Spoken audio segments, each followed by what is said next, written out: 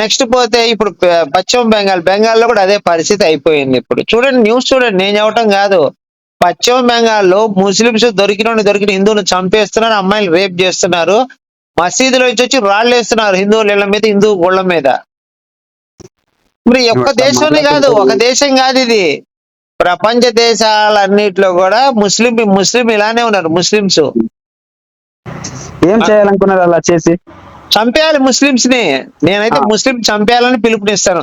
ప్రపంచంలో ఉన్న చంపేయాలి. ముస్లింలందరినీ చంపేసేయాలి. నేను కోరుకునేది అది. ప్రపంచంలో ఉన్న ముస్లిం అందరిని చంపి ముస్లింలు ఒకటే ఉంటే ప్రపంచంలో ఇంకొకటి ఇక్కడ హిందువులంటే కూడా కాదు ఉంటే కాదు, కూడా ఒక్క నిమిషం. ఇప్పుడు సౌదీ అరేబియా ఉంది, మక్కా ఉంది.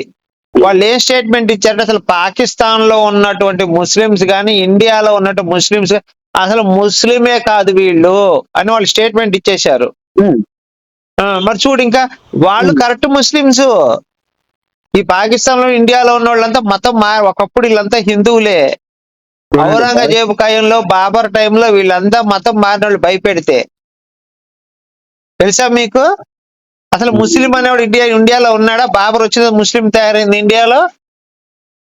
విపరీతమైన పన్నులేసి నిన్ను చంపేస్తావు, నరికేస్తావు అని చెప్పి బాబర్ టైంలో నుంచి 14వ శతాబ్దంలో బాబర్ వచ్చినాడు. అవును, అప్పటి నుంచే ముస్లిం ఇక్కడ బాగా వ్యాప్తి చెంది. అంతకు ముందు ముస్లిం ఎక్కడుంది ఈ దేశంలో? ఒక్కరు కూడా లేరా? లేరు, ముస్లిం అసలు లేరు. కావాలంటే ఫస్ట్ ముస్లిం ఇండియాని కొట్టుకోండి. బాబు, 12వ శతాబ్దంలో వచ్చాడు ఒక ముస్లిం రాజు భారతదేశానికి. ఎవరు?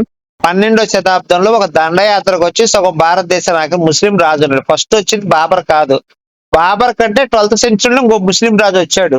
అంతకుముందు ముస్లింస్ లేరు. 12th సెంచరీ ముందు ముస్లింస్ లేరు భారతదేశంలో. మంచిలే బాస్ నువ్వు.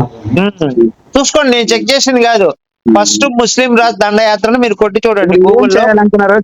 చేసేయండి. వనమ్మ వినలేక చేస్తున్నాం, సర్చ్ అయినా పోతాం, మళ్ళీ ఇంకేం కావాలి చెప్పు. నాకు అదే కదా నేను చెప్తున్నా. అసలు ముస్లింలకి ఓటు హక్కు తీసేయాలి భారతదేశంలో. ఓటు హక్కు చంపేస్తా పోతుంది కదా ఓటు హక్కు. అసలు ఏం దొరికితే అది చేయాలి వీళ్ళని.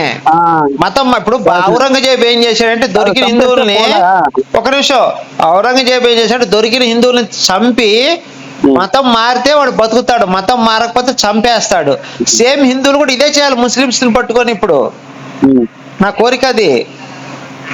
మంచిది బాస్, మంచిదండి. మరి అదే కదా ఇప్పుడు ఔరంగజేబు చేశాడు, ఏం చేస్తే తప్పే ఉంది? చెయ్యండి. మహమ్మద్ గోరీ చేశాడు, బాబర్ చేశాడు, అక్బర్ చేశాడు, వాళ్ళందరూ హుమాయూన్ చక్రవర్తి చేసాడు, అందరు చేశారు వాళ్ళు. ఫుల్ వీడియో కావాలంటే ఇక్కడ రౌండప్ చేశాను చూడండి.